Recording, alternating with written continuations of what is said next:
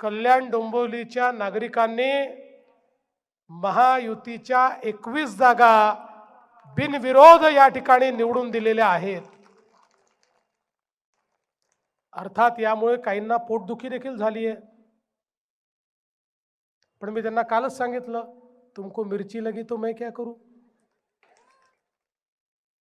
आता जर तुम्हाला या ठिकाणी उमेदवार मिळत नाहीये आणि या कल्याण डोंबिवली महानगरपालिकेचा विश्वास, इथल्या जनतेचा विश्वास हा जर या ठिकाणी आमचे एकनाथराव शिंदेजी आणि रवींद्र चव्हाणजींवर आहे आणि त्यामुळे ते जर आम्हाला बिनविरोध या ठिकाणी निवडून देतायत, तर तुम्हाला काय एवढं दुःख होतं। पण एक नवीन नरेटिव्ह सेट करण्याचा प्रयत्न आहे। भाजपा जिंकली, शिवसेना जिंकली, महायुती जिंकली की यांना ईव्हीएम दिसतं। आता ईव्हीएम बंद झालं, आता यांनी सुरू केलेलं आहे बिनविरोध बिनविरोध बिनविरोध।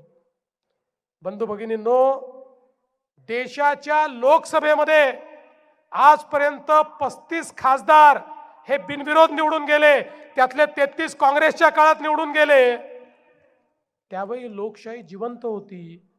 आणि आता कल्याण डोंबिवलीच्या लोकांनी आमचे 21 लोक बिनविरोध निवडून दिले, तर लोकशाही पायदळी तोडवण्यात आली, लोकशाहीची हत्या झाली। खऱ्या अर्थानं कुठेतरी या सर्वांनी आरसा पाहण्याची गरज आहे। पण आता तुम्ही इतका जबरदस्त अशा प्रकारचा मॅन्डेट या ठिकाणी दिलाय की आता मागच्याच वेळी तुम्ही जर विचार केला तर भाजप शिवसेना मिळून जवळपास 94 जागा तुम्ही दिल्या होत्या 122 पैकी। आता तर आम्ही एकजूट आहोत, ताकद मोठी आहे, केलेली कामं आहेत। त्यामुळे कल्याण डोंबिवली महानगरपालिकेच्या इतिहासातला सगळ्यात मोठा विजय हा यावेळी मिळाला पाहिजे, ही विनंती करण्याकरता मी आलेलो आहे।